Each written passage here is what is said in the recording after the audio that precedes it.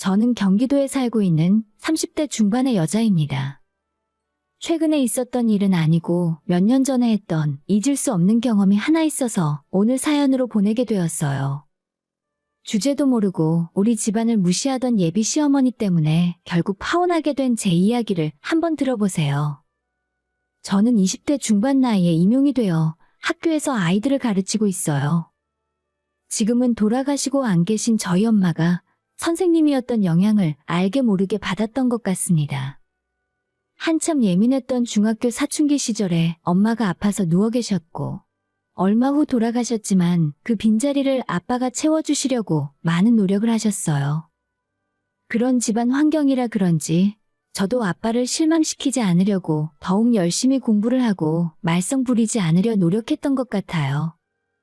저희 아빠는 우리 동네에서는 나름대로 이름이 알려진 부동산 개발업자였고 원래도 본인 사업을 열심히 하시는 분이었지만 엄마가 돌아가신 이후로는 더욱 일에 몰두하며 나름대로 크게 성공을 하셨어요.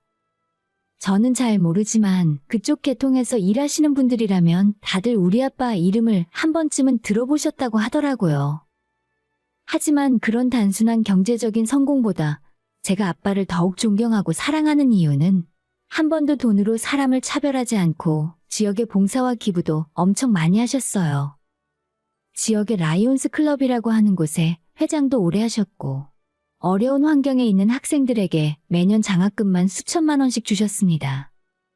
아마 저희 아빠가 남을 돕지 않고 재산만 모으셨다면 지금보다 훨씬 더 큰 부자가 되었겠지만 저는 이런 아빠가 좋고 자랑스럽습니다.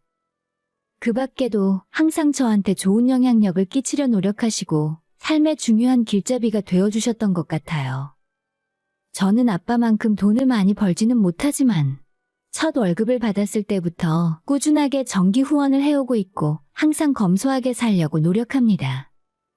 아빠는 옷도 그리 많이 입지 않고 지금 저희가 사는 집도 엄마와 함께 살던 30년 넘은 25평 아파트고 평소 타고 다니는 자동차 역시 20만 킬로를 훌쩍 넘게 탄 쌍용이라는 회사에서 나온 낡은 차예요. 물론 더 좋은 집, 더 좋은 차를 얼마든지 사실 수도 있지만 본인이 그렇게 사는 것이 더 편하다고 하시니 제가 뭐라 할 부분은 아니죠. 저도 어릴 때부터 그런 아빠의 경제관념을 옆에서 배워서 그런지 아끼면서 사는 것이 당연하다고 생각해왔습니다. 대학 다닐 때부터 남자친구를 몇 번 만났었지만 전부 진지한 관계는 아니었고 그마저도 20대 후반이 되니 남자보다는 일에 더 집중하게 되더라고요. 그러다가 제가 30이 되었을 때 아는 선배가 남자를 소개시켜준다 해서 별 생각 없이 만나보게 되었습니다. 약간 부담스럽긴 했어도 똑똑하고 성격 좋다는 말에 한번 용기를 내었죠. 상대방은 겸손하고 자상한 스타일이었고 대화를 나눌수록 저와 성격적으로 잘 맞는 사람이라 생각했습니다. 저보다 한 살이 연하라서 그게 조금 마음에 걸렸지만 요새는 그것보다 훨씬 나이 차이 많이 나는 연상 연하 커플도 많아서 크게 문제될 건 없어 보였어요. 만난 지 2년 만에 결혼 이야기가 오고 가게 되었고 남자친구 집에 처음으로 인사를 드리러 간 적이 있어요. 남자친구의 부모님은 김치 공장을 운영하시고 온라인 판매나 지역 내 마트에 납품을 하고 계시다고 들었어요. 집도 좋은 동네에 45평 비싼 아파트를 자가로 소유하고 남자친구에게 들은 건 4층짜리 건물도 하나 갖고 계신다고 합니다. 현관문을 열고 들어가니 벽에 그림이나 거실 장식장에 화려한 물건들이 많이 있었고 가전제품들도 최신식에 가구들도 비싸 보였어요. 제가 온다고 음식도 많이 준비해 놓으셔서 잔뜩 긴장한 채로 식사를 하게 되었죠. 차린 건 없지만 많이 들어. 내가 아들한테 듣기로는 중학교 교사라고 하던데 네, 맞습니다. 이 근처에서 근무하고 있어요. 그 정도면 여자로서 직업은 나쁘지 않네. 아이를 낳으면 교육도 알아서 잘할 테고. 그런데 나이가 우리 애보다 연상이라면서? 난 그게 처음부터 자꾸 마음에 걸려서.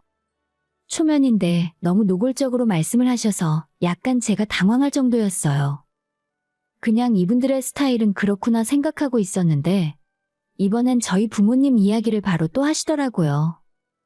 어머님은 안 계신다고 들었고 아버님은 어떤 일을 하시나? 저희 아버지께서는 부동산 쪽 일을 하고 계세요. 부동산 공인중개사 하시나 보네. 아니요, 그런 건 아니고 부동산 개발 회사를 운영하세요. 건물 지어서 분양하고 뭐 그런 일이라고 들었어요. 그래? 부동산이면 재산도 엄청나게 많이 있으시겠네. 부모님 재산에 대해서는 저는 아는 게 별로 없어요. 아버지가 검소하신 분이라서 사회 봉사활동은 많이 하고 계세요. 모르면 어쩔 수 없지. 우리 아들이 집에 여자친구 데려온 건 처음이라 나도 궁금한 거 이것저것 물어봤는데 너무 기분 나쁘게 생각하진 않았으면 좋겠네. 본인들만 좋으면 나도 반대할 생각 없어. 마음의 준비도 안 된 상태로 학벌이나 제 직업, 가족관계, 부모님 재산 등등 다양한 질문을 받아내고 있으니 등줄기에 식은땀이 흐를 정도였어요. 저희 아빠는 저만 좋다면 누굴 만나도 크게 상관 안 하시는 분이었고 얼마 후 작은 한정식 가게에 양가 부모님을 모시고 상견례를 하게 되었죠.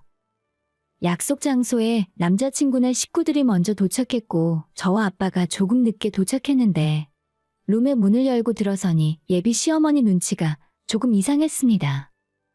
왠지 첫눈에 저희 아빠를 알아보는 것 같았어요. 아빠를 위아래로 한참을 훑어보던 남자친구의 어머님은 우리 아빠가 하시는 부동산 사업에 대해서 이것저것 물어보시기 시작했습니다. 미리 이야기는 들었는데 부동산 개발업을 하신다고요? 그렇다면 건물이나 땅에 투자해 두신 자산도 상당하실 것 같은데.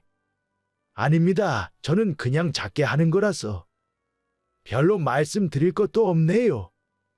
저희는 작은 식품 회사를 운영하고 있고 집 근처에 4층짜리 건물 하나 갖고 있어요. 지금 시세로는 한 20억 정도 될걸요. 건물에서 나오는 월세 수익으로만 매달 600만 원은 됩니다. 아, 그러시군요. 투자 잘하셨네요. 그쪽에서는 건물 가진 게 있으신가요? 부동산 일을 그 정도로 오래 하셨으면 뭐라도 하나 있을 것 같은데. 글쎄요. 저는 그런 직접적인 투자는 손뗀 지 오래라서요. 부모님들끼리 숨막히는 대화가 오고 가는 동안 저희 아빠는 곤란해하셨고 남자친구의 어머님은 원하는 대답이 나오지 않자 표정이 찡그려졌습니다. 아니, 부동산 일하신다고 해서 말이 좀 통할 줄 알았는데 생각보다 큰 사업은 아니신가 봐요. 여보, 사돈 어른 처음 뵙는 자리에서 돈 이야기는 그만 좀 하지. 죄송합니다. 저희 와이프가 워낙 부동산 투자에 관심이 많아서요. 아빠는 사람 좋은 미소를 지으며 괜찮다고 하셨지만 저는 생각하면 생각할수록 예비 시어머니의 말이 속상하게 남았어요. 아빠가 하는 일을 간을 보다가 무시하는 말로 들렸으니까요. 자기들이 월세 받는 건물이 있는 걸 은근히 자랑하는 것도 별로였고 양가 처음 만나는 자리에서 재산만 집요하게 캐묻는 것도 예의가 아니라고 생각해요. 상견례를 대충 마치고 집으로 돌아오는 길에 제 얼굴 표정이 너무 좋지 않자 아빠는 오히려 제 걱정을 해주셨습니다. 처음엔 아무 문제 없이 결혼 준비를 시작할 수 있을 줄 알았는데 상견례를 한 뒤로 고민이 더 깊어져만 갔습니다. 그렇게 상견례 자리를 마무리하고 며칠 후에 남자친구의 어머님에게 연락이 와서 잠깐 만나자고 하셨어요. 주말에 어머님 댁 근처 카페에서 만났고 보자마자 얼굴 표정이 별로 좋지 않으시더라고요. 내가 상견례 할 때 미처 전하지 못한 게 있어서 따로 보자고 했어. 이거 예단 목록인데 잘 한번 살펴보고 모르는 부분이 있으면 물어봐. 알아서 더 준비하면 좋고. 남자친구 어머님이 준 목록을 쭉 살펴보니 좀 기가 막힌 부분이 많았어요. 시댁 가족들은 물론이고 삼촌네와 이모네, 저는 한 번 얼굴도 못 본 그 집안 일가 친척에게 드릴 예단 목록들이 빼곡하게 적혀 있었습니다. 비싼 것들만 대충 눈대중으로 훑었는데 50개가 거뜬히 넘어가더라고요. 뭐가 이렇게 많아요? 제가 어머님 댁 가구까지 새로 다 바꿔드려야 해요? 당연하지. 너희 결혼하면 일단 우리 집에서 같이 살기로 했잖아. 네? 저는 그렇게 생각한 적 없는데요. 예전 상견례 하기 전에 남자친구가 결혼하면 신혼집 어떻게 할 생각이냐 묻길래 전세 대출 받아서 적당한 집 구하자고 대답을 한 적이 있었거든요. 그때 남자친구가 자기 부모님 집이 넓다면서 일단 쓸데없이 돈 쓰지 말고 부모님 집에서 신혼생활을 시작하자 하더라고요. 저는 그건 좀 곤란할 것 같으니 나중에 다시 생각해보자 하고 넘어갔는데 그게 이런 식으로 돌고 돌아 저한테 다시 날아올 줄은 몰랐어요. 고민해 볼 게 뭐가 있어? 너 집 살 돈 있니? 보아하니 너희 집에서 따로 신혼집 해줄 상황도 아닌 것 같고. 우리 아파트 남는 방 천지인데 뭐하러 따로 살아? 하지만 그렇게 따져도 예단이 너무 많은 것 같아요. 원래 남자친구랑 이야기한 건 쓸데없는 예물 예단 최소화해서 진행하기로 했었거든요. 그건 너희들 생각이지. 너가 결혼에 대해 뭘 알아? 기본적으로 해야 할 건 다 하는 게 좋아. 우리 아들 대기업 다니는데 맘 같아서는 처가에서 집 한 채는 해줘야 한다고 생각해. 그렇게 따지면 저도 남자친구에 비해 조건으로 빠지는 편이 아니라고 생각하는데 아들 가지고 아예 장사를 하는구나 싶었어요. 제가 표정이 굳어지고 대답을 못하고 있자 어머님이 다시 입을 열었습니다. 너도 좋은 직장 다니는 건 아는데 너가 문제가 아니라 너희 집이 문제지. 이런 이야기 할까 말까 고민했는데 너희 아버지 잘 좀 챙겨라. 상견례 할 때 보니까 와이셔츠 단추도 떨어지셨던데 엄마가 안 계시면 너라도 아버지를 잘 챙겨야지. 그리고 차도 솔직히 그게 뭐니? 논밭에 구르다가 온 것도 아니고. 아버지 형편 어려우시면 너가 하나 새 차로 뽑아드리던가? 남들 보는 눈도 있는데. 어머님, 죄송한 말씀인데 저희 집안이 그렇게 어려운 형편은 아니에요. 아빠가 원래 물건 하나도 아껴서 오래 쓰시는 분이라서 걱정 안 하셔도 돼요. 뭐 말은 다 그렇게 하더라. 너희 아빠 형편 어려운 게 내가 걱정할 부분은 아니지만 그것 때문에 내 아들 버는 돈이 전부 친정으로 가는 건 다른 이야기야. 어떻게 그렇게 오래 부동산 일을 하셨으면서 건물 하나도 없으시니? 거의 1시간 가까이 어머님의 잔소리를 들었고 저도 진이 빠져서 말대꾸도 못하고 그냥 듣기만 했던 것 같아요. 집으로 돌아왔는데 맥이 탁 풀리고 왠지 모를 서글픔에 눈물이 흘렀습니다. 이제서야 결혼은 현실이라는 것이 실감이 나고 제가 너무 순진하게 사랑만 생각해서 결혼을 결심한 게 아닐까 싶더라고요. 우리 집안이 못 사는 집이라 생각해 본 적 한 번도 없었는데 남자친구 어머님의 말을 듣고 있다 보면 무슨 문제 있는 집구석이라도 된 것처럼 느껴지더라고요. 그날 저녁에 밖에서 일을 마치고 늦게 들어오신 아빠가 제 얼굴을 보고 오늘 무슨 일이 있었냐 물어보셨습니다. 말을 할까 말까 고민하다가 예비 시어머니를 만났고 예단은 이 정도로 해달라고 하셔서 솔직히 고민이 된다고 털어놨어요. 제가 모아둔 돈이 없는 것도 아니었는데 해도 너무 하는 것 같다는 생각이 들었으니까요. 그 집에서 뭘 달라고 했길래 너 표정이 그래? 한번 보여줘봐. 아빠는 심각한 표정으로 한참을 혼수 목록을 바라보더니 그쪽에서 너희한테 집이라도 사주는 거냐 물으셨습니다. 아니요, 집 사주는 건 아니고 일단 어머님 댁에 들어와서 시작하래요. 남자친구가 대기업 다니고 있으니 이 정도는 해야 하는 거라 하고요. 너가 직업이 부족한 것도 아니고 집을 사주는 것도 아닌데 이건 좀 심하잖아. 자기들이 건물주라서 기우는 결혼이니까 어쩔 수 없대요. 뭐라고? 건물주? 월세 600만 원 받는 그 건물? 참 이걸 뭐라고 해야 할지. 아빠는 한참을 고민하다가 제가 결혼을 정말 하고 싶으면 예단이나 혼수 같은 건 전부 본인이 해결해 줄 테니 아무 걱정 말라 하셨어요. 그러면서도 제가 시댁살이 해야 하는 상황이 마음에 안 들고 제가 시집을 가면 엄청 고생할 것 같다면서 다시 생각하길 바라셨어요. 저도 마음이 흔들리고 갈팡질팡하고 있는 와중에 아빠한테 그렇게 큰 도움까지 받아가며 결혼을 해야 하나 싶었습니다. 남자친구의 어머니가 재산이 어쩌고 저쩌고 말이 많았지만 정작 남자친구와 저를 비교해보면 모아둔 돈도 제가 훨씬 많았어요. 사실 결혼 비용에 대해 말이 나온다면 제 쪽에서 불만을 가져야 할 상황이었죠. 남자친구를 따로 만나 어머님 예단 이야기를 하게 되었는데 그때 또다시 서로의 생각 차이를 확인할 수 있었습니다. 나는 어머님이 주신 예단 목록을 해갈 능력이 없어. 그리고 시댁에서 살자면서 그 집안 살림을 나보고 다 바꿔달라는 거잖아. 난 어머님 댁에서 살고 싶은 생각 없어. 자기도 우리 엄마 성격 알잖아. 엄마가 뭐라고 할 때는 듣는 신용이라도 해야 돼. 신혼집은 나중에 내가 다시 잘 말씀드리면 되니까 걱정하지 마. 이게 그냥 그렇게 넘어갈 수 있는 일이야? 그리고 어머님께서 자꾸 우리 집 재산으로 말이 많으신데 자기가 나서서 중재를 해야 하는 거 아니야? 그렇게 잘 알면 너가 하면 되겠네. 별일도 아닌 건데 그냥 좀 넘어가자. 결혼 준비를 시작하고 나서 처음으로 남자친구와 크게 싸우게 되었고, 저는 이럴 거면 그냥 결혼을 처음부터 다시 생각하자 말했어요. 남자친구는 그날 저와 헤어지고 집에 돌아가 자기 엄마한테 대체 저를 불러내 무슨 말을 했길래 결혼 못하겠다는 말이 나오냐고 따졌답니다. 그나마 남자친구는 저와 결혼하고 싶은 마음이 컸기에 자기 엄마를 설득해보려 했지만 어머님은 그게 기싸움 하는 걸로 보이셨나 봐요.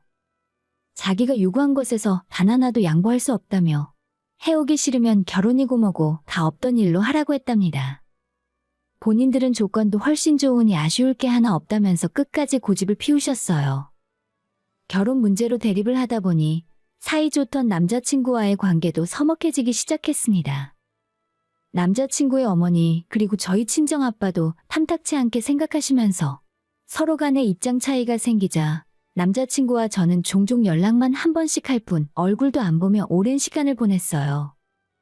그렇게 보름의 시간이 지난 후 다시 남자친구를 만나게 되었는데 그쪽 집 근황을 물어보니 여전히 조건을 하나도 굽히지 않으신다 하더라고요. 우리 엄마는 똑같지 뭐. 예단 그대로 해오고. 신혼생활도 엄마 집에서 하라셔. 내가 이야기를 아무리 해도 씨알이 안 먹힌다. 그게 다야? 그럼 어머님 요구에 따르자고? 자기는 나랑 결혼하고 싶은 생각이 있긴 해? 당연하지. 하지만 우리 엄마 이야기도 무시할 수는 없다니까. 그럼 나 말고 어머님 말씀대로 따를 사람 찾아. 파혼하자 우리. 남자친구에게 파혼을 선언하고 집으로 돌아오는데 다른 사람보다 남자친구에게 실망감과 배신감이 들더라고요.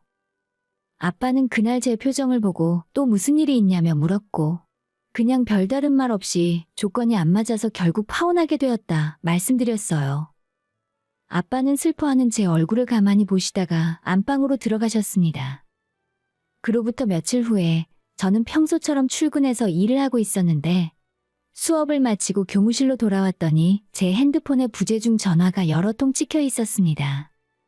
발신인은 남자친구와 그쪽 어머니였고 마음 같아서는 연락하고 싶지도 않았어요. 저희 집안과 아빠에 대해 무시하던 사람들이 파혼하고 이제 와서 무슨 할 말이 있어 연락을 하나 싶었거든요. 남자친구에게 전화를 해서 왜 나한테 연락을 했는지 물었습니다. 왜? 우리 사이 끝난 거 아니었어? 아니, 그게 아니라 너희 아버지가 우리 부모님 공장에 찾아오셨나 봐. 오셔서 난리도 아니었던 것 같아. 저희 아빠는 파혼하고 제가 기죽어 지내는 걸 더 이상 두고 볼 수 없다고 판단을 하신 모양이었어요. 다 끝난 마당에 가서 무슨 말씀을 하시려고 찾아갔나 싶은 생각이었죠. 남자친구에게 들은 이야기로는 아빠가 그 집안 부모한테 직접적으로 따지러 찾아가셨다고 해요. 월세 600만 원, 20억. 고마 건물 하나 갖고 내 딸 눈에 눈물 나게 했어. 아빠는 남자친구 부모님들 보는 앞에서 전화기를 들었고 여기저기 아는 지인들에게 전화를 돌리기 시작했어요. 최 사장, 마트에 김치 들어가는 거 있지? 땡땡 김치라고 알아? 거기 물건 받지 말고 앞으로 다른 곳에서 받아. 윤 사장님, 안녕하십니까? 사장님 식당에 김치 들어가는 거 땡땡 김치에서 들어가는 거 맞죠? 거기 말고 다른 곳 물건 쓰시면 안 되겠습니까? 네, 감사합니다. 남자친구 어머니 보는 앞에서 아빠의 전화 몇 통화에 순식간에 거래처를 잃게 되니 엄청 당황하셨을 거예요. 우리 아빠가 이 동네에서 사업만 수십 년째 하셨고 부동산 일을 하면서 알게 된 인맥이 정말 많습니다. 특히 봉사기부 단체 활동을 하시면서 그곳에 이 지역의 큰손들과도 많이 알고 지내시는 것 같더라고요. 대형 식자재 마트 여러 곳, 회사 직원 식당과 크고 작은 식당 여러 곳에서 더 이상 남자친구 부모님 공장에서 김치를 받지 않겠다고 말씀을 하셨죠. 그제서야 남자친구의 어머니는 잘못했다고 사과를 했지만 아빠는 멈추지 않으셨대요. 그러니 부랴부랴 아빠를 말려달라고 저한테 전화를 걸었던 것 같아요. 아빠는 끝까지 자기 아는 분들에게 전화를 다 돌렸고 마지막으로 이런 집에 시집 보내면 내 딸이 고생할 거라며 이쪽에서 거절한다 말씀하셨대요. 20억 건물로 감히 유세를 떨어? 내가 세주면서 관리하는 건물만 20채가 넘어 이 양반들아. 항상 겸손하게 살아. 제가 퇴근하자마자 집에 가서 아빠에게 무슨 일이냐 물어봤는데 그때 아빠가 순순히 자기가 한 일이 맞다고 하셨어요. 한 번도 아빠 재산이나 하는 일에 대해서 깊게 생각해 본 적 없었는데 진짜로 건물도 법인 명의로 20채 이상 보유 중이시더라고요. 하기야 그 정도 자산이 있으니까 매년 엄청난 금액을 남을 돕는 곳에 사용하실 수 있는 것 같아요. 왠지 속이 후련하기도 했지만 한편으로는 약간의 찝찝한 마음이 남아있었어요. 다음 날 출근해서 일을 하고 있었는데 갑자기 누가 저를 찾아왔다 하더라고요. 남자친구의 어머니가 학교까지 저를 찾아왔고 저한테 정말 미안하다 몇 번이고 사과를 하면서 우리 아빠한테 말 좀 잘해달라며 빌었어요. 사돈 어른한테도 이야기했는데 내가 다 잘못했다. 내가 무지해서 이런 멍청한 일을 벌였어. 화 풀어라. 아버님한테 말씀 잘 드려서 거래처 문제라도 다시 해결해달라고 할 수 없을까? 글쎄요. 저는 아빠 하는 일은 잘 몰라서요. 아버님이 이제 보니까 정말 대단한 분이더라. 너만 괜찮다면 결혼 준비도 다시 시작할 수 있을 것 같은데. 그런 말씀은 하지도 마세요. 어머님 거래처 문제는 제가 무슨 말인지 잘 모르겠지만 일단 아빠한테 이야기해 볼게요. 다신 여기까지 찾아오지 말아주세요. 그 말 한마디에 그동안 그렇게 꼿꼿했던 남자친구의 어머니가 저한테 고개를 90도로 연신 숙이면서 제발 잘 좀 부탁한다는 말을 하더라고요.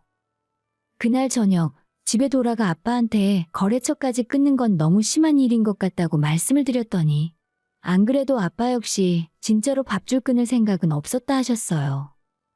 그냥 눈앞에서 전화만 하고 나중에 다시 연락해서 없던 일로 하라고 하셨대요.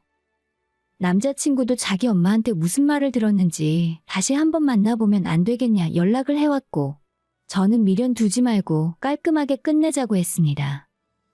이미 몇 년이 지난 일이고 최근 다시 만나는 사람이 있어요. 내년 4월에 결혼 예정이고 지금 남자친구의 부모님은 정말 제게 잘해주시고 결혼에 쓸데없는 조건 같은 건 말씀하지도 않으십니다. 조건 따지는 속물들은 너무 싫더라고요. 전 남자친구 부모님의 김치 공장은 아빠에게 전해 듣기로 재작년에 폐업을 했다고 해요. 그렇게 자랑하던 월세 600만 원짜리 건물이 있으니 사업이 망해도 먹고 사는데 문제는 없겠죠. 그런 인간들은 잊어버리고 앞으론 제 인생에 행복하게 좋은 일만 가득했으면 좋겠어요. 오늘의 사연은 여기까지입니다.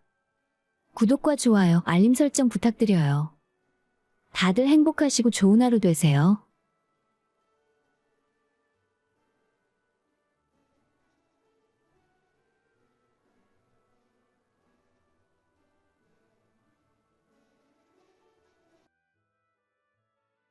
저는 가족들과 함께 작은 식당을 운영하며 살고 있는 40대 여성입니다.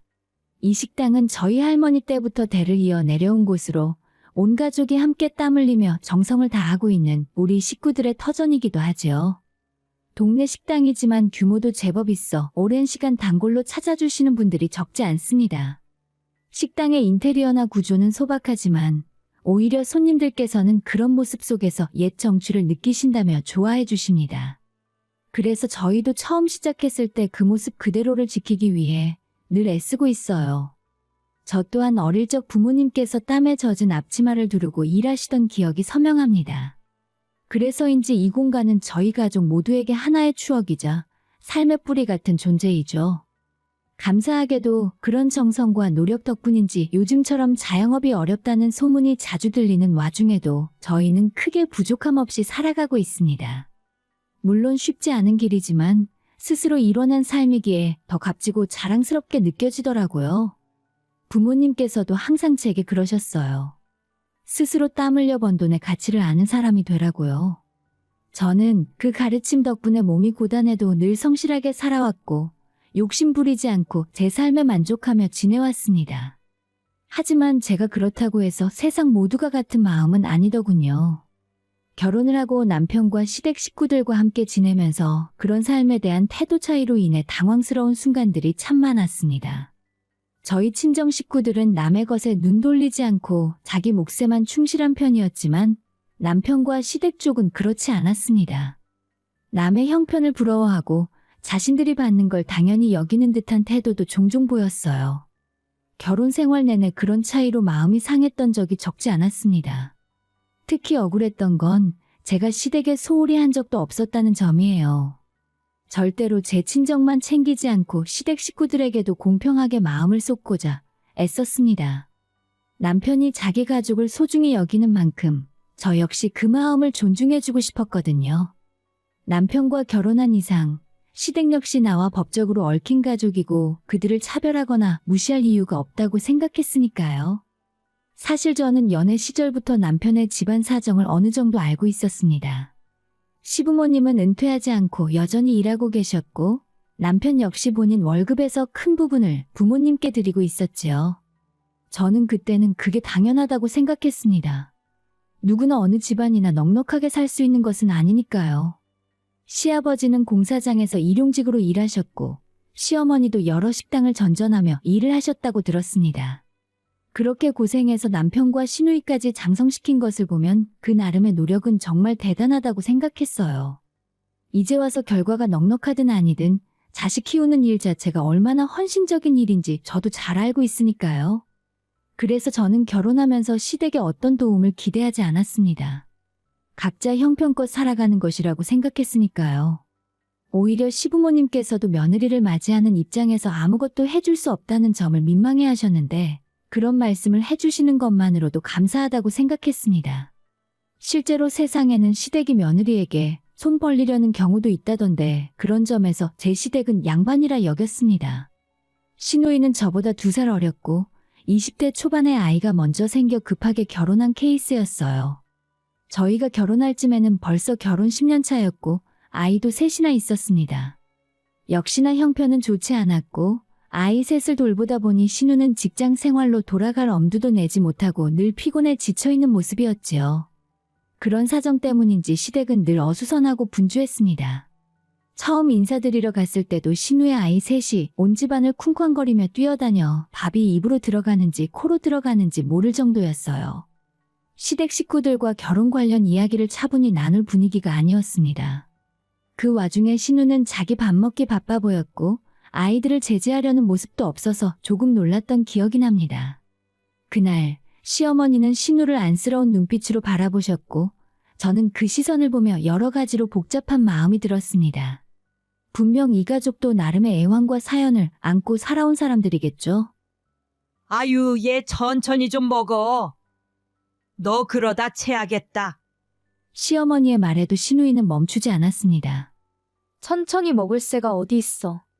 애새 키우려면 이럴 때 한 술이라도 빨리 입에 집어넣어야 돼. 그리고 우리 집에서 이런 진수성찬이 언제 있었나? 사실 평소엔 맨날 서서 밥 먹는다니까? 어머님은 그런 신우를 보며 아이고, 손주들 키우느라 내 새끼 다 축나네. 라며 투덜대고 남는 거 갈 때 싸줄 테니까 천천히 좀 먹어. 라는 말까지 덧붙였습니다. 처음 만난 자리였지만 기본적인 예의라고는 찾아볼 수 없는 태도였어요.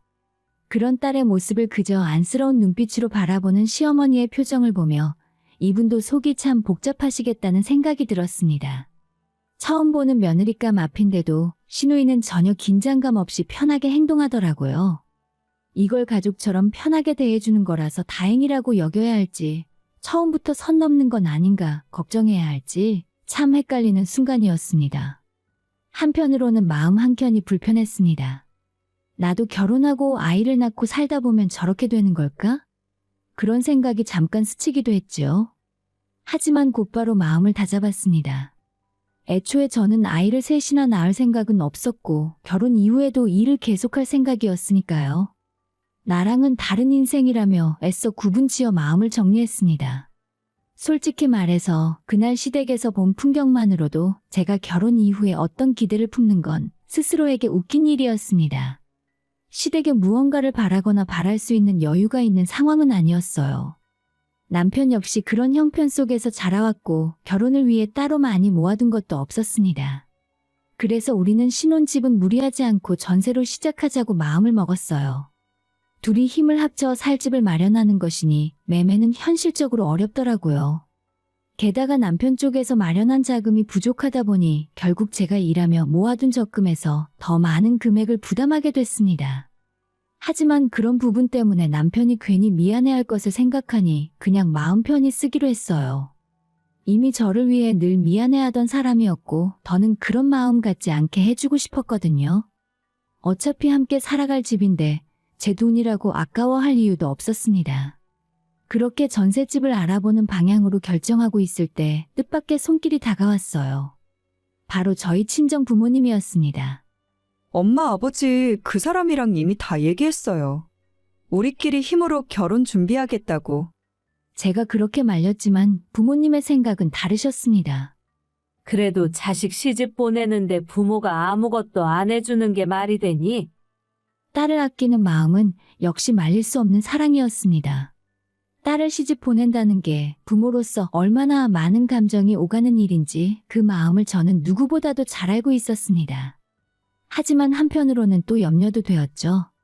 시댁 형편이 넉넉지 않다 보니 친정에서만 일방적으로 해주는 것이 부담스럽게 느껴질 수도 있으니까요. 결혼 준비 내내 남편은 제 앞에서 풀이 죽은 표정이었습니다.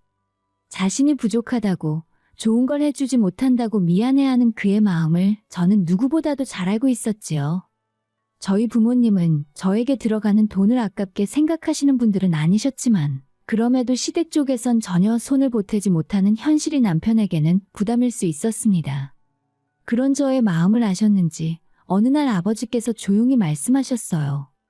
그래도 내가 우리 딸 신혼집은 자가로 시작하게 해주고 싶어서 그래. 그쪽 형편 우리가 모르는 것도 아니고 우린 전혀 개의치 않아.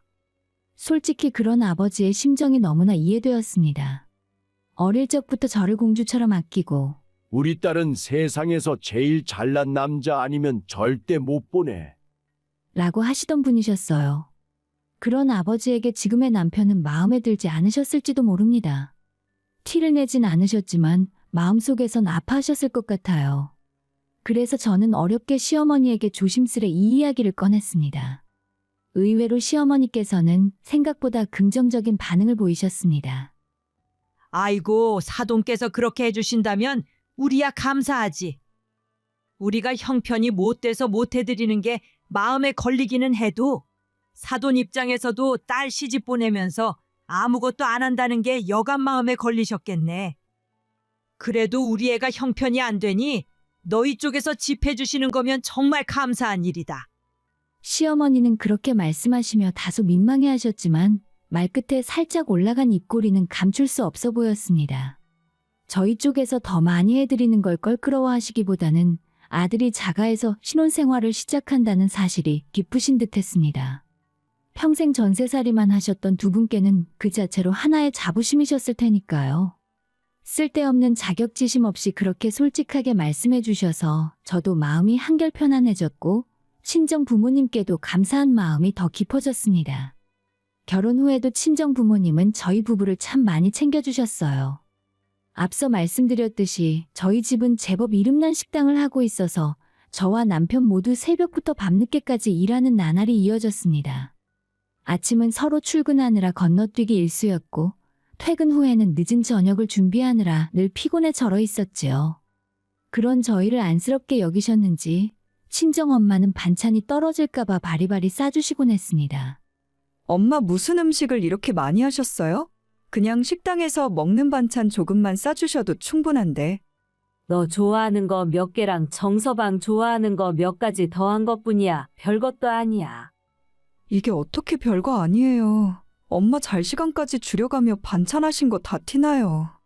저는 엄마 손에 들린 반찬통을 보며 눈물이 핑 돌았습니다. 식당 일이라는 게 쉬운 일이 아니라는 걸 누구보다 잘 알기에 더 마음이 무거웠어요. 음식장만은 물론 장사 준비와 정리까지 전부 하시려면 잠자는 시간조차 아껴야 했을 테니까요. 어릴 적부터 저희 부모님은 하루에 6시간 이상 주무시는 걸 본 적이 없습니다. 몸살을 앓으셔도 가게 문을 여는 날이면 어김없이 일터에 나가셨고 한 달에 겨우 한두 번 있는 휴무일마저도 반은 시장 일이나 손님 접대로 소진되기 일쑤였죠. 그렇게 고된 하루를 살아가시면서도 시집간 딸 밥상까지 챙기시려는 그 마음을 생각하면 한없이 죄송하고 또 감사한 마음이 교차했습니다. 이러다 보니 눈물 없이 밥을 먹기 힘든 날도 많았습니다. 이제는 다 커서 결혼한 딸이 되었지만 여전히 부모님의 자식으로 남아있다는 사실이 참 뭉클한 기분이었어요. 더 잘해드리고 싶은데 제 자신이 아직도 부모님께 많은 걸 받고 있다는 현실에 괜스레 부끄러워지기도 했습니다. 그 정성이 가득 담긴 반찬들엔 인삼과 한약재, 들깨나 각종 견과류 같은 보양재료가 빠지지 않았습니다. 재료값만 따져도 한두 푼이 아닐 텐데 단 한 번도 아깝다는 말씀 없이 오직 저희 부부의 건강만을 바라며 음식을 준비하신 엄마의 손맛이 얼마나 귀한 것이었는지 저는 너무도 잘 알고 있었습니다. 사실 저희 부모님은 굳이 용돈을 드리지 않아도 생계에 전혀 지장이 없는 분들이셨습니다. 하지만 제 입장에서는 그것과는 별개였어요. 부모님이 아무 조건 없이 주시는 정성에 보답하려면 그만큼 자식도리도 다하고 싶었습니다. 저희한테 주시는 반찬값만 따져도 한 달에 100만 원은 훌쩍 넘겼을 거예요. 더운 날엔 더운 날대로, 추운 날엔 또 추운 날대로 저희 부부 체력 떨어질까봐 챙겨주신 특식들까지 생각하면 때로는 몇백만 원어치를 저희에게 쏟아부으셨던 때도 있었겠지요. 그런 귀한 걸 받아먹고 아무 일 없다는 듯 입만 싹 씻는 건 사람 도리가 아니었습니다. 그래서 저는 매달 부모님께 용돈을 드렸습니다. 사실 그다지 많지는 않았어요. 한 달에 50만 원.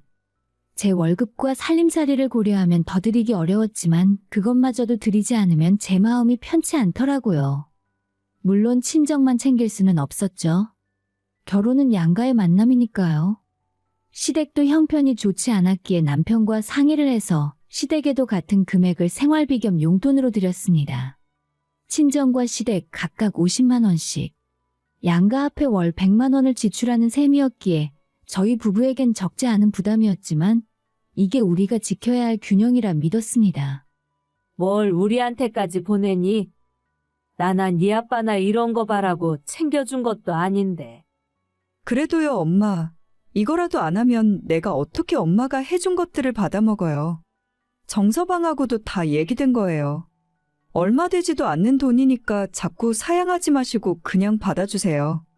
자꾸 이러시면 제가 더 민망하잖아요. 그렇게 말씀드리면 엄마는 또 말없이 고개를 끄덕이셨습니다. 허리가 휠 정도로 바쁘게 일하시면서도 딸과 사위의 고생을 염려하시던 분이셨고 자식이 피땀 흘려 번 돈 받는 게 마음에 걸리신다며 늘 부담스러워하시던 그 따뜻한 눈빛이 지금도 눈에 선합니다. 그럼에도 저는 이 정도도 사실은 많이 양보한 셈이라고 생각했어요. 친정에만 잘했다가 괜한 시댁의 시선을 받을까 염려돼서 늘 공평하게 하려 했습니다. 그렇다고 속마음까지 같을 순 없었지만 표면적으로는 어느 쪽도 소홀하지 않도록 애썼습니다. 하지만 시댁 쪽에서는 그런 제 마음을 잘 몰라주셨던 것 같더라고요. 상대적으로 더 힘든 형편이기에 이해하려고는 했지만 매달 용돈을 보내드리는 저로서도 반복되는 돈이 없다는 말씀은 솔직히 듣기 힘들 때가 있었습니다. 용돈뿐 아니라 명절이며 각종 집안 행사에도 따로 챙겨드리는 돈이 한두 푼이 아닌데도 저만 보면 한숨과 함께 슬금슬금 돈 이야기를 꺼내시곤 했습니다. 평생 서서 일만 해서 그런가? 이제 몸도 고장이난 모양이네. 이래가지고 앞으로 얼마나 더 일할 수 있을까 싶어. 모아놓은 돈도 없는데 서글픈 팔자야. 참 서글픈 팔자. 처음엔 그 말이 참 안쓰럽게 들렸습니다. 평생 고생하신 분이니 그저 위로해드리고 싶었죠. 하지만 몇 번 겪고 나니 그 말은 돈 좀 줘라는 표현이라는 걸 알게 되었습니다. 저처럼 눈치가 빠르지 않은 사람도 자꾸 반복되니 눈치챌 수밖에 없더라고요. 게다가 평생 서서 일한 것이 어디 시어머니뿐이겠습니까? 저희 친정 부모님 역시 그날도 쉬지 않고 식당 일을 하고 계셨습니다. 결혼하고 나서 시부모님께서 은근슬쩍 일손을 줄이시고 집에 있는 날이 많아지시는 걸 보면서 솔직히 마음속으로는 여러 가지 생각이 들었어요. 친정 부모님의 당부를 따라 시댁과 친정을 차별하지 않으려고 정말 애를 많이 썼습니다. 하지만 마음이라는 게 저울로 잰 듯 정확히 나눌 수는 없는 일이더군요. 한쪽에서는 아낌없이 주는 나무처럼 자식 걱정뿐이시면서도 그 얼마 안 되는 용돈을 받으실 때마다 미안해 어쩔 줄 몰라 하시는 부모님이 계신가 하면, 한쪽에서는 결혼하면서 아무것도 해주신 게 없으면서도 늘 아쉬운 소리만 하시는 시댁 어른들이 계시니 이게 과연 끝이 있는 일일까 하는 생각이 들며 저도 막막하고 답답해지곤 했습니다. 신혼 초까지만 해도 시댁 형편 탓에 남편이 제 눈치를 조금은 보더라고요. 하지만 시간이 흐르면서 양가에 똑같이 50만 원씩 용돈을 드린다는 이유로 남편도 어느 순간부터는 더 이상 눈치를 보지 않더군요. 아니, 우리 집에도 매달 용돈 들어가잖아.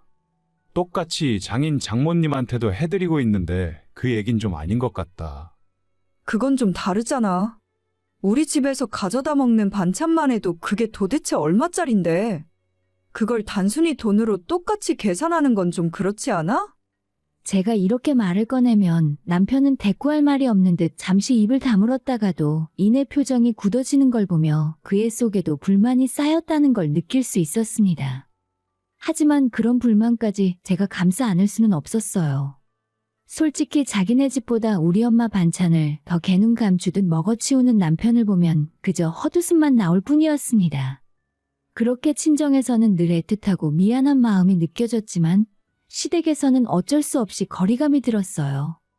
그런 감정의 편차는 결혼 생활 내내 차곡차곡 쌓여갔고 점점 마음속에 응어리가 생기기 시작했습니다. 게다가 저희가 보내드린 용돈으로 술을 마시고는 그것도 모자라서 며느리 앞에서 부부싸움까지 벌이시는 시아버지의 모습을 보면 정말이지 그 돈이 아깝다는 생각을 안 하려고 해도 쉽지가 않았습니다. 물론 평생을 공사장에서 일하신 분들이니 힘든 몸을 술로 버티셨을 수도 있어요. 하지만 며느리가 있는 자리에서까지 목에 핏대를 세우며 시어머니와 바락바락 다투시는 모습을 보면 지긋지긋하다는 생각이 앞섰습니다. 그렇게 정신없이 살다 보니 저도 어느덧 결혼한 지 3년이 흘렀습니다. 그 무렵 저는 다니던 직장에서 갑작스럽게 파견 발령을 받게 되었죠. 출퇴근 거리가 생각지도 못하게 길어져 버렸습니다. 차가 없는 상황에서 대중교통으로는 2시간 이상이 걸리는 거리였고 매일을 그렇게 출퇴근하는 건 도저히 불가능한 일이었어요. 그전에는 남편과 제 직장 사이 중간쯤에 신혼집을 마련했기 때문에 각자 20분 남짓의 거리로 출퇴근이 가능했거든요. 그런데 파견 근무가 시작되면서 출퇴근 시간이 거의 몇 배로 늘어난 셈이니 난감하고 지치는 일이 아닐 수 없었습니다. 일주일 정도 그렇게 구불구불 출퇴근을 해보니 정말 몸이 나만하질 않았습니다. 주말에 친정 식당에 반찬을 가지러 들렀더니 저를 본 엄마가 깜짝 놀라셨습니다. 얘야, 이게 꼴이 뭐니? 고작 일주일 만에 살이 쏙 빠졌네. 이거 어떻게 하냐? 큰일이다. 갑자기 파견이 결정된 거라 준비도 못했어요. 차라도 있으면 좀 나았을 텐데 뭐 당분간 고생 좀 해야죠. 장모님, 저번에 먹은 것 저리 맛있던데 그것 좀 더 주세요. 항상 저를 걱정해 주시던 부모님 앞에서 저는 결국 또 푸념을 늘어놓고 말았습니다. 그 옆에서 목돈 들어갈까 싶어 조심스레 화제를 돌리던 남편의 모습이 괜히 더 서운하게 느껴졌습니다. 그런데 그로부터 일주일도 채 지나지 않아서 부모님께서 차 한 대를 몰고 제 집 앞으로 등장하신 겁니다. 엄마, 아빠, 이게 뭐예요? 웬 차예요? 가만 생각해보니 이건 아무래도 아니다 싶더라. 너 그 거리 출퇴근하려면 차가 없이는 안 되겠다 싶어서. 마침 식당 휴무일이라 아빠랑 중고차 매장 가서 바로 골라왔다. 그 말을 듣는데 가슴이 뭉클해지는 걸 참을 수가 없었습니다. 엄마는 덧붙여 말씀하셨어요.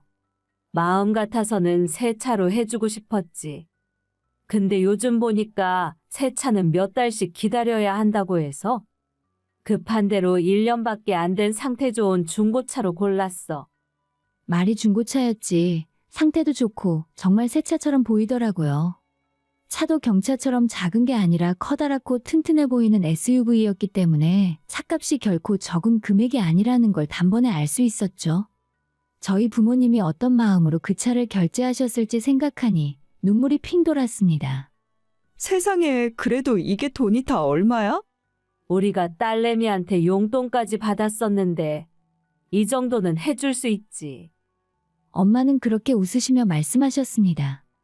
알고 보니 제가 결혼 후에 매달 꼬박꼬박 드렸던 50만 원의 용돈을 두 분이 한 푼도 쓰지 않고 고스란히 모아두셨던 거였습니다.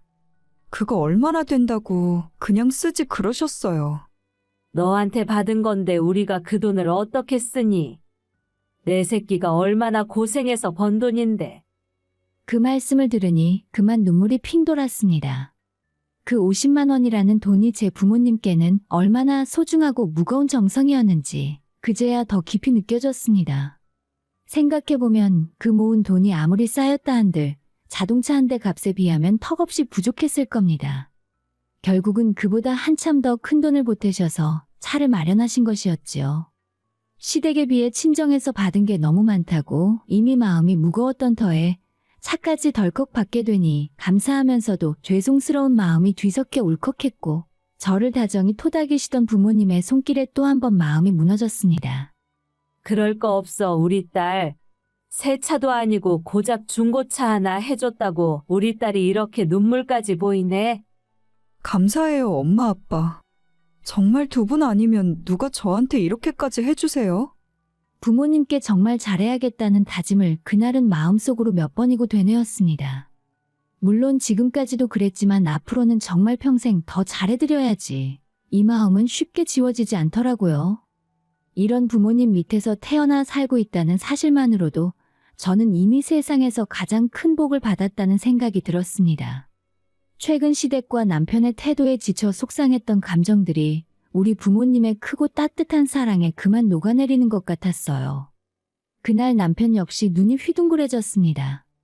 저희 부모님께서 차를 뽑아주신 사실을 듣고는 놀라움과 함께 부러움이 고스란히 얼굴에 묻어나왔지요.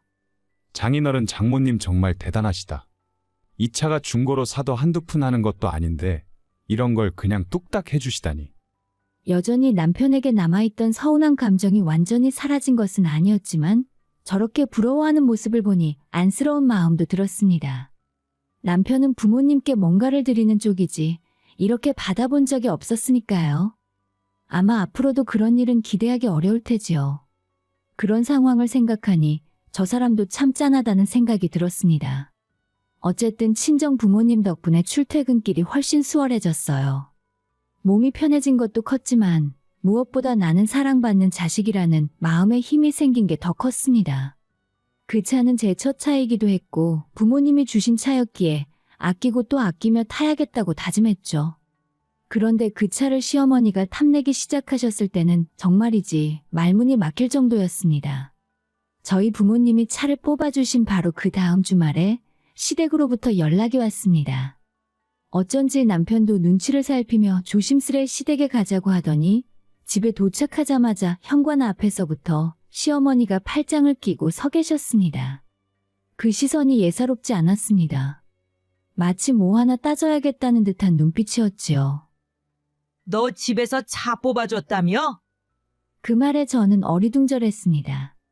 차를 뽑아줬으면 뽑아준 거지 그게 왜 시어머니가 저한테 저런 식으로 따지고들 일인가 싶었습니다.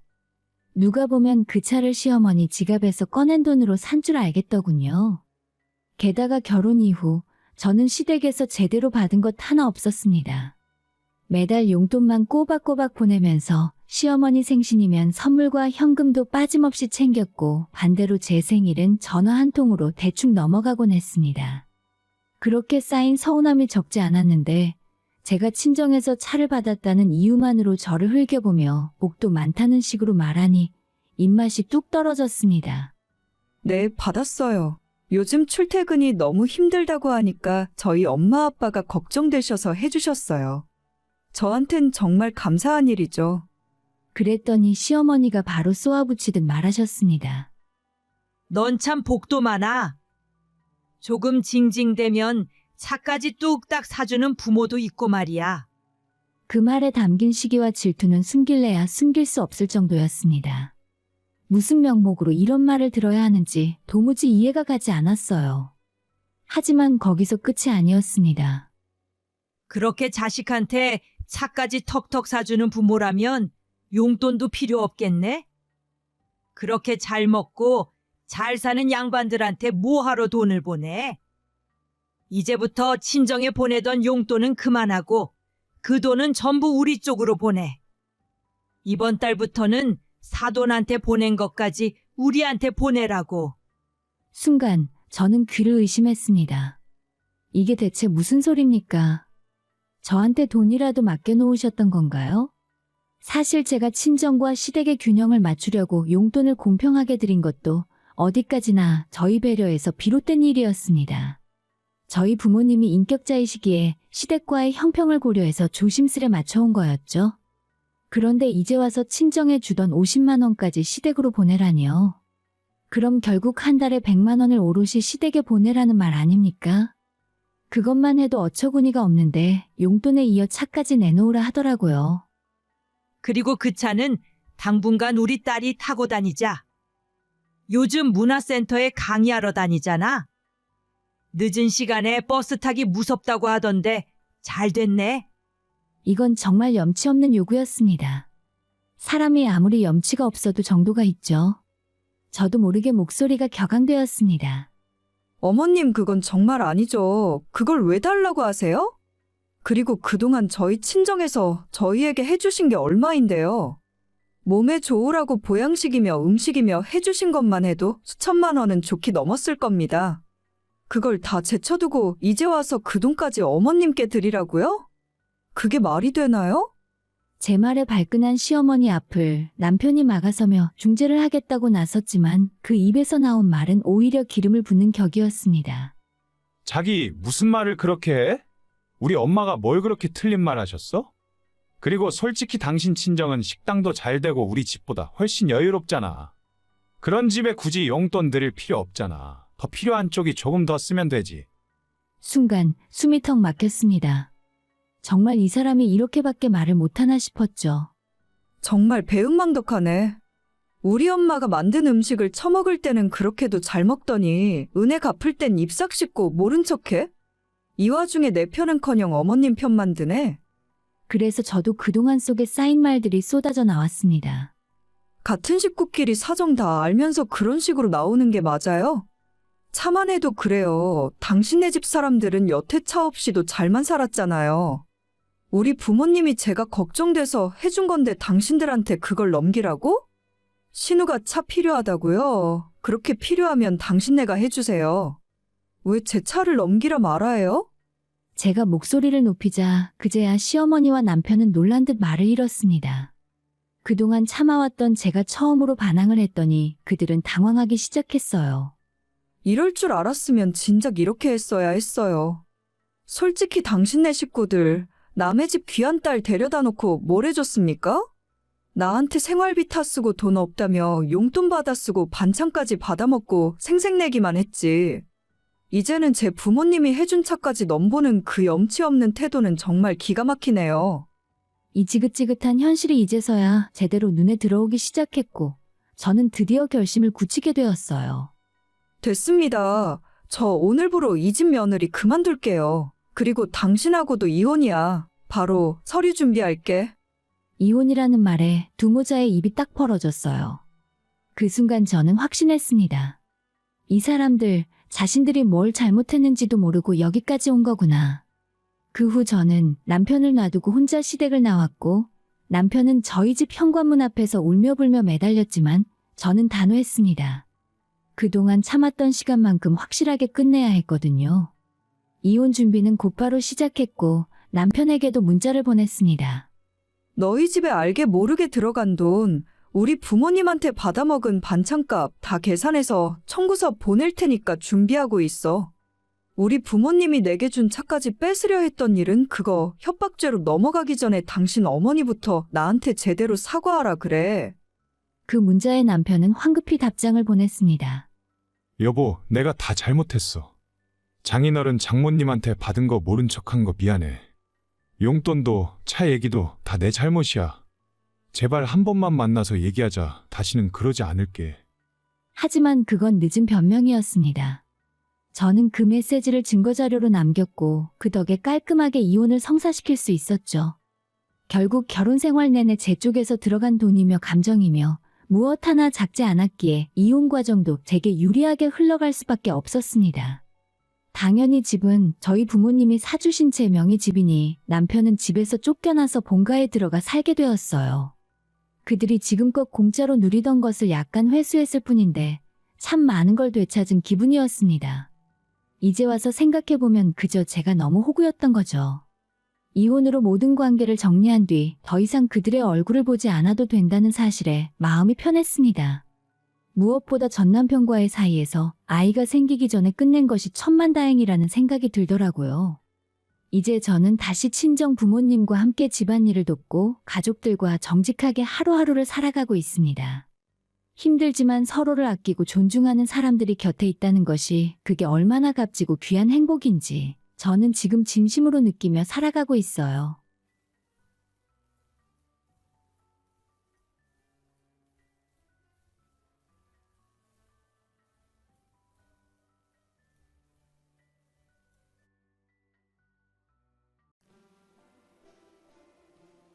저는 대전에 살고 있는 30대 후반의 여자입니다. 오늘 저는 여러분들에게 제가 이혼을 결심하고 진행하려다 그만둔 과정과 망나니 그 자체인 신우이에게 한 방 먹였던 두 가지 이야기를 해드리려고 해요. 저는 남편과 초등학교에 다니고 있는 아들 그리고 2살 어린 딸까지 내 식구로 단란한 가정을 이루어 살아가고 있습니다. 지금의 저희 가족은 너무 평화롭고 화목하게 지내고 있지만 얼마 전까지만 해도 남편과 이혼까지 생각했었어요. 실제로도 몇 달 정도는 별거하고 남편과 따로 떨어져 살았던 적도 있습니다. 그 사건의 시작은 집으로 날아온 한 우편물이었어요. 여보, 이런 게 우리 집으로 왜 날아오는 거야? 여기에 왜 당신 이름이 적혀 있고 여기에 왜 우리 집 주소가 적혀 있는 건데?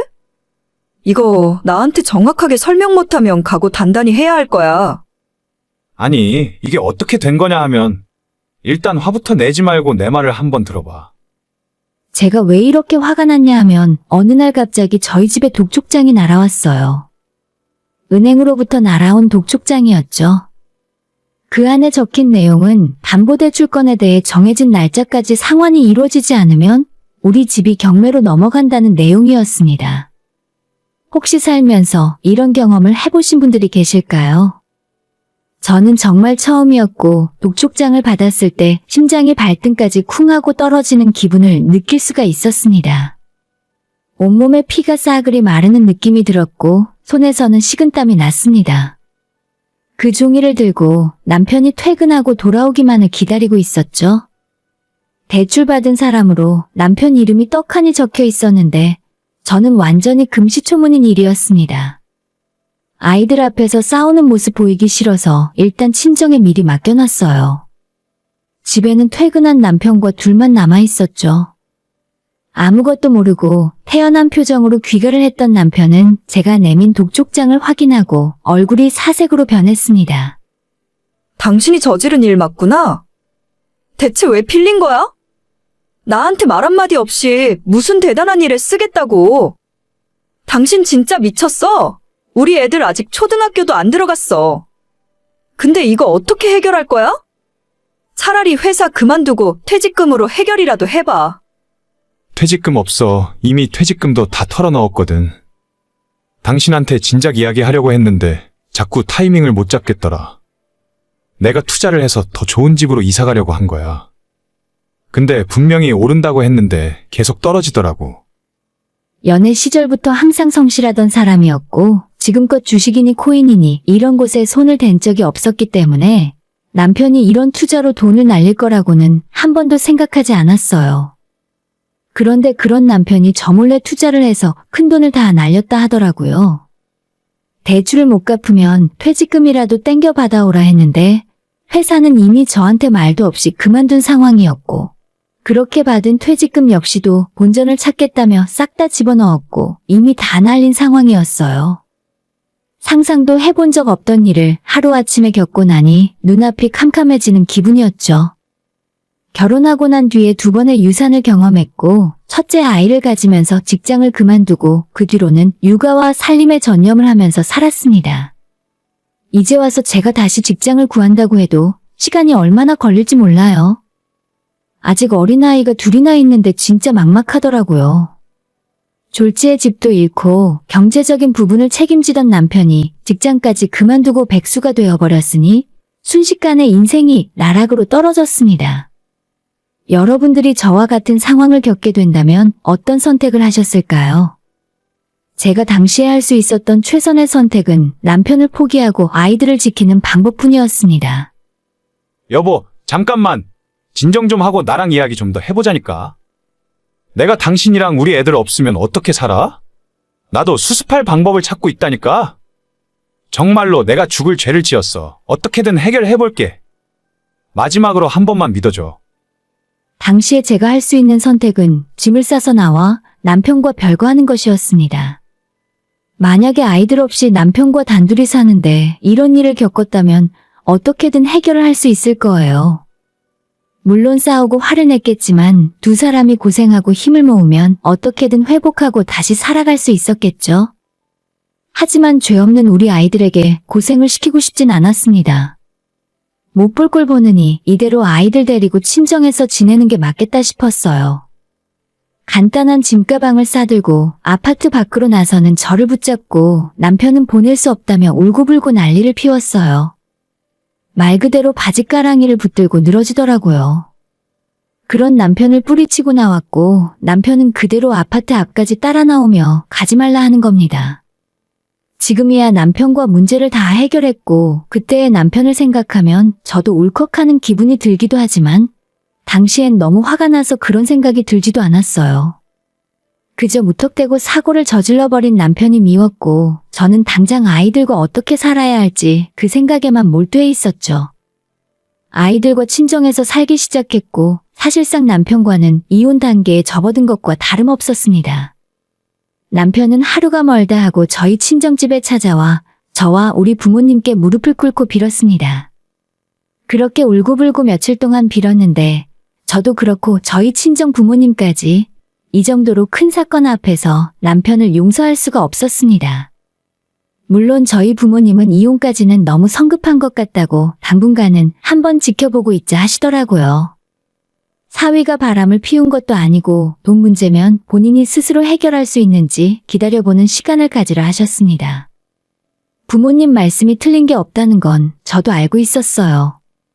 하지만 당장 아이들 데리고 남편과 월세집에 들어갈 수도 없는 상황이고 어린 애들에게 이 상황을 뭐라 설명해야 할지 그것부터 막막했습니다. 그렇게 이혼을 전제로 한 별거 생활이 본격적으로 시작되었습니다. 그 사이에 저는 직장을 새로 구하는 대신 작은 사업을 시작했어요. 처음에는 집에서 할 수 있는 부업으로 시작했죠. 쇼핑몰에 상품 사진을 찍어 등록하고 상세 페이지를 만드는 일이었습니다.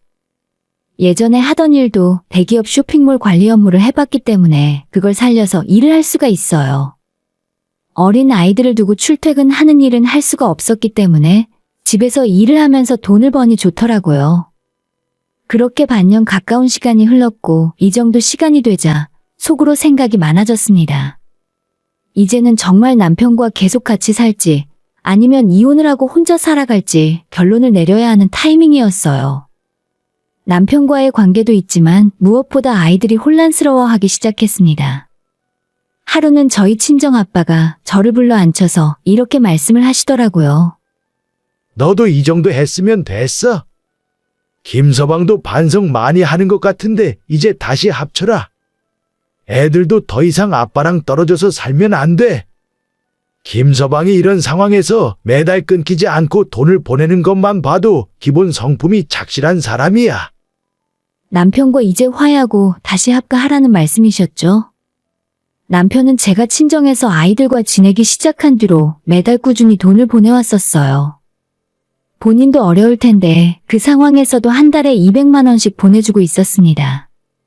저는 당연히 이 사람이 재취업에 성공해서 직장을 다시 다니는 줄로 알고 있었는데 아빠가 해주시는 말은 그게 아니었어요. 저는 반년 만에 처음으로 사실을 알고 눈물만 뚝뚝 흘릴 수밖에 없었습니다. 남편이 재취업을 한 건 맞았어요. 다만 예전처럼 사무실에서 하는 일이 아니었습니다. 아빠 말로는 남편이 지금 공사장에서 일을 하고 있고 그 와중에도 돈을 많이 준다고 해서 벽돌이나 시멘트를 짊어지고 나르는 일을 한다 하더라고요. 아빠 친구분이 인력사무소를 하시는데 저희 남편이 몇 달 전에 거길 찾아왔고 이름을 기억한 그분이 저희 아빠한테 혹시 너희 사위가 맞냐고 연락을 하셨던 겁니다. 가장 돈을 많이 벌 수 있는 곳으로 보내달라 했다 하더라. 그 일이 웬만큼 경력 있는 사람들도 힘들어서 다 도망가는데 농땡이 안 부리고 매일 새벽에 나와서 지금까지 일을 계속하고 있대. 너도 이만하면 할 만큼 했으니까 집으로 들어가라. 김서방이 사고 한 번 친 걸로 생각해. 너희 엄마도 나도 다 용서했어. 아빠는 새로 집을 얻을 돈을 보태주시겠다며 이미 잃은 건 잊어버리고 전셋집이라도 얻어서 다시 남편과 합쳐서 살라고 하셨어요. 남편은 허리 디스크도 있는 사람인데 그런 몸 상태에서도 저와 아이들에게 돈을 보내려고 무리를 하며 일을 했더라고요. 그래서 저도 남편의 진정성을 알고 다시 힘을 합치기로 마음을 먹었습니다. 친정 부모님은 저희 식구가 다시 살아갈 수 있도록 전셋집을 구해주셨죠. 남편이나 저나 친정 부모님께 진 빚은 꼭 갚아야 한다면서 예전보다 더욱 열심히 살았어요. 하지만 노력하는 것과는 다르게 남편의 재취업은 쉽지 않았습니다. 너무 힘든 일은 몸이 상할까 걱정이 되어 하지 말라고 했고 대신 집 근처 마트에서 일을 하며 재취업 준비를 계속했어요. 그런데 그때쯤 제가 부업으로 시작했던 일이 잘 되고 저 역시 본격적으로 사업을 하게 되면서 제가 돈을 많이 벌게 되었습니다. 그 기간이 결코 짧지는 않았지만 그래도 저희 부모님께 진 빚도 다 갚게 되었고 은행 대출을 끼긴 했지만 다시 저희 집도 갖게 되었어요. 남편은 저희 집을 계약할 때도 무조건 제 명의로 하고 집안 모든 대소사를 전부 제가 결정하라 하더라고요. 자기가 큰 죄를 지었다며 앞으로는 쥐 죽은 듯 조용히 살겠다고 말했습니다. 다행히 남편도 새로 이사 온 집의 기운이 좋았는지 다시 취업에 성공했어요. 예전에 다니던 회사보다 연봉은 더 적었지만 원래 하던 일로 다시 돌아갈 수 있다는 사실 하나만으로 남편은 행복해했습니다. 그걸 지켜보는 저 역시 마찬가지의 기분이었고요. 그리고 남편은 새로 취업을 하게 되면서 저한테 한 가지 부탁을 해왔어요. 우리 엄마한테는 별일 없이 살고 있던 걸로 하자. 당신한테 정말 면목이 없지만 우리 엄마가 알아서 좋을 건 없잖아. 남편은 시어머니에게 이전에 다니던 회사를 그만두고 재취업했다는 걸 알리지 말아달라 했습니다. 저야 별로 상관이 없었고 시어머니가 심장이 좋지 않기 때문에 남편이 무슨 의도로 하는 말인지 이해할 수 있었죠. 애초에 그 이후로 남편이 집을 날리고 저희가 별거를 하고 있을 때에도 시어머니에게만큼은 알리지 않았습니다. 그러던 중에 개념이라고는 애초에 찾아볼 수 없었던 신우 때문에 온 집안이 발칵 뒤집어지게 되었어요. 사건의 발단은 저희 부부가 여름 휴가 겸 제주도에서 한 달 살기를 다녀온 것이 원인이었습니다. 예전부터 한번 해보고 싶었는데 아이들이 어느 정도 커서 제주도 생활이 즐겁더라고요. 기분 좋게 한 달 제주 생활을 마치고 집에 돌아온 저희 부부는 경악을 금치 못했습니다. 오늘이야? 돌아오는 날이? 내가 먼저 연락이라도 해볼걸. 그럼 집을 치워놓기라도 했을 텐데. 분명히 아무도 없어야 할 우리 집에 시누이 부부가 들어와 있었어요. 집안 꼴을 보니 그날 하루만 있었던 것도 아니고 이미 저희 집에서 살림을 차리고 산 지 오래된 것 같아 보이더라고요. 저는 물론이고 남편도 꽤 당황한 눈치였습니다. 사실 저나 남편이나 신우를 별로 좋아하지 않았거든요. 예전부터 신우가 워낙 시어머니 속을 썩였던 사람이라서 남편은 자기 여동생을 경멸하다시피 했었습니다. 그런 시누이가 우리 집에 들어와 있다니 정말 깜짝 놀랄 수밖에 없었죠. 내가 오빠네 집에서 지내겠다고 이야기를 안 했었나? 저번 집들이 때 보니까 비밀번호가 오빠 생일이더라? 야, 너 지금 이게 뭐 하는 짓이야? 너는 생각이 있는 거야, 없는 거야? 여보, 당신은 일단 애들 데리고 장모님 댁에 가 있어. 남편은 시누이의 뻔뻔한 행동에 머리끝까지 화가 차올라 있었어요. 물론 저 역시도 마찬가지였죠. 그래도 아이들이 옆에서 보고 있는 상황에서 언성을 높여가며 싸우고 싶지는 않았어요. 서둘러 친정에 아이를 맡기고 혼자 있을 남편이 걱정되어 빨리 집으로 다시 돌아왔는데 남편은 시누이 부부와 한참 대화를 하고 있었습니다. 대화라기보다는 서로 고성이 오고 가는 말다툼의 현장이었죠. 오빠는 대체 내가 뭘 그렇게 잘못했다는 거야? 며칠 집에서 지내고 갈 수도 있지. 이게 그렇게 화낼 일이야? 너가 뭘 잘했다고 화를 내? 그럼 사람 없는 빈집에서 이렇게 어질러 놓은 건 잘한 짓이냐? 두 사람이 말다툼을 하다가 제가 현관문을 열고 들어가자 시누이의 그 화살은 제게 날아왔습니다. 새언니, 언니가 한번 이야기해봐요. 내가 그렇게 잘못했어요? 아니, 난 그런 생각이 드네. 우리 오빠가 벌어온 돈으로 이렇게 좋은 집에서 애 키우고 편하게 살고 있잖아요? 그런데 내가 이 집에 며칠 지냈다고 그렇게 인상 팍 쓰는 건 좀 아니지 않나? 내가 오면 안 될 곳에 찾아왔어요? 먹힌 놈이 성낸다더니 자기가 잘못한 건 하나도 모르고 목소리 크게 화를 먼저 내는 겁니다. 아가씨, 지금 뭐라고 하셨어요? 여기서 큰 소리 낼 사람은 적어도 아가씨는 아닌 것 같은데. 아무리 가족이라고 해도 이거 명백한 주거침입이에요. 뭐? 주거침입? 지금 멀쩡한 사람 범죄자 취급하는 거야?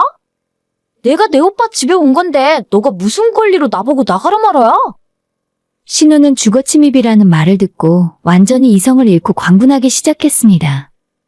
사실 몇 달 전에 시댁에서 신우를 만났을 때 그 집안 사정이 별로 좋지 않다는 것을 진작에 들어 알고 있었어요. 신우네 부부는 둘이 함께 작은 가게를 하고 있었는데 요즘 들어 장사가 너무 안 되고 상황이 좋지 않다 하더라고요. 저희들한테 돈을 좀 빌렸으면 하는 눈치였는데 남편이 딱 잘라 그 자리에서 거절해버렸습니다.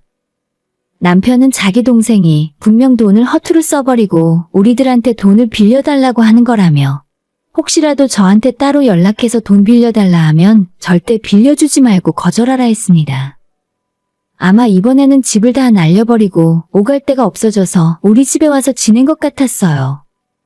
사람이 상황이 안 좋으면 염치라도 있어야 하는데 말끝마다 이 집은 자기 오빠가 산 집이라며 제 속을 긁어놓기 시작했어요. 바로 그때 저는 지금까지 살면서 남편이 그렇게까지 화내는 걸 처음 봤어요. 당시에 신우가 자기 남편이랑 치킨을 배달시켜 먹으면서 맥주를 마시고 있었거든요.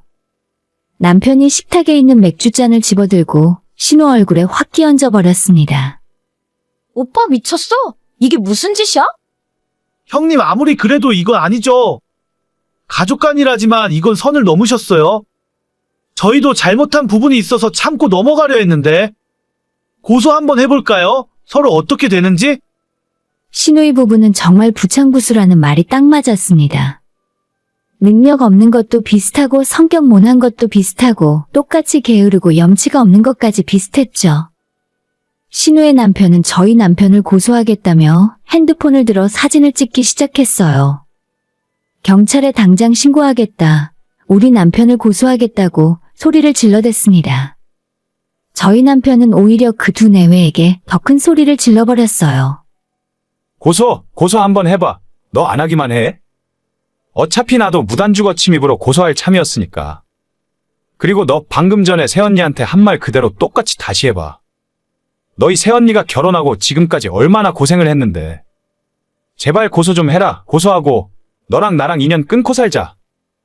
남편은 신우에게 최근 몇 년간 저희 집에 일어났던 일들을 대충 설명을 해주었고 그 말을 하면서 본인도 자존심이 상했던지 눈물까지 흘리더라고요.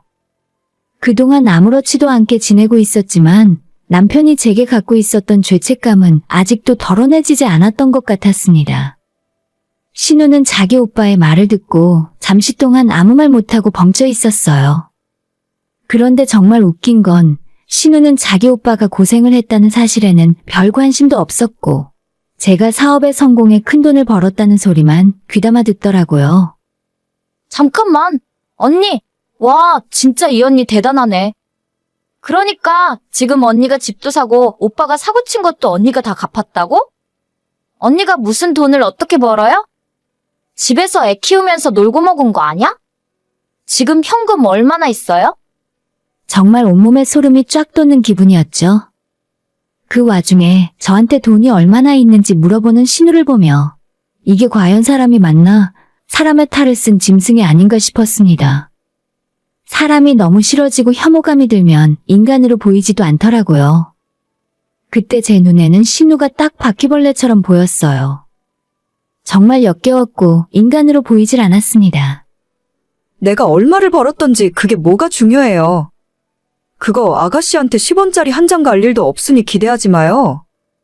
알겠어요. 언니 참 고생 많이 했겠네? 어쨌거나 돈을 얼마나 벌길래 이런 좋은 집을 산 거야. 그 방법이라도 나한테 알려줘봐요. 아니, 아예 우리 동업 하나 같이 할래요? 바로 그때였습니다. 제 앞을 막고 있던 남편이 앞으로 달려가는가 싶더니 짝소리와 함께 신우가 뒤로 나자빠졌죠. 순식간에 벌어진 일이라 누구도 막을 수 없었고 집안 공기는 얼어붙었습니다. 뺨을 맞고 날아간 신우만이 잠시 후에 악을 쓰며 소리를 질러댔죠. 그러던 말던 저희 남편은 핸드폰을 꺼내 112에 전화를 걸어 신우네 부부를 신고했어요. 네, 지금 저희 집에 무단 주거 침입자 2명을 잡았거든요. 저희가 가족끼리 여행을 길게 다녀왔는데 집에 들어와 있더라고요. 제가 잡고 있으니 지금 빨리 출동해 주세요. 오빠 진짜 1억이야? 신고를 해도 내가 하던지 해야지. 입 다물어. 오늘부로 너랑 나랑 인연 끊고 사는 거야. 당신은 괜히 여기서 험한 꼴 볼 필요 없이 장모님 댁에 가 있어. 내가 상황 다 정리되면 그때 연락할게. 그래서 저는 친정집으로 갔고 남편과 신우이 부부는 잠시 후에 출동한 경찰과 함께 경찰서로 향했습니다. 나중에 남편에게 듣기로는 경찰서에 도착하자마자 신우이가 온몸이 아프다며 본인이 피해자 행세를 했다 하더라고요. 저희 남편이 자기들을 일방적으로 때렸다고 하면서요. 아니, 제가 남도 아니고 친오빠 집이잖아요. 가족 집에 들어간 것도 주거 침입이 된다고요? 이건 완전히 말도 안 되는 일이죠. 지금 피해자는 우리라고요. 전화 경찰서에서 조사를 받으면서 소리를 얼마나 질렀는지 나중에는 담당 형사님이 자꾸 시끄럽게 하면 추가 혐의 적용해서 가중처벌 한다고까지 했다고 하네요. 저희 남편은 사실을 있는 그대로 이야기하고 아무 문제 없이 빠져나올 수 있었죠. 그 와중에도 신우는 끝까지 저와 남편에게 미안하다는 말 한마디 없었습니다. 물론 그래도 동생이라 나중에는 고소를 취하해 주었고 대신 신우네 부부 2사람에게 다신 저희 앞에 나타나지 말라고 경고했어요. 현관 비밀번호도 그날 이후로 바로 바꿔버렸죠. 이래저래 해결을 하긴 했는데 남편이나 저나 마음은 참 씁쓸하기만 했습니다. 그렇게 큰 사건이 있었고 또 반년 정도 지났을 때 정말 오랜만에 신우에게서 연락을 한 통 받게 되었어요. 오빠, 나 남편이랑 이번에 이혼하게 됐어. 내가 조금 잘못한 게 있는데 위자료를 내가 줘야 한다더라. 혹시 돈 좀 빌려줄 수 있어?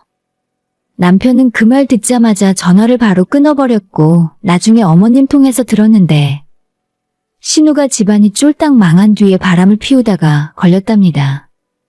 위자료 2천만 원을 줘야 하는데 그 돈은 없고 저희한테 빌려달라고 연락을 했던 거였어요. 진짜 창피해서 어디에 말도 못하겠더라고요. 자기가 바람 피우고 이혼당하는 상황이면 어떻게든 알아서 돈을 구해와야지. 남편은 그날 이후로 아예 신우의 핸드폰 번호를 차단해버렸습니다. 시어머니에게도 절대 신우에게 돈 빌려주지 말라고 신신당부를 해놓았어요.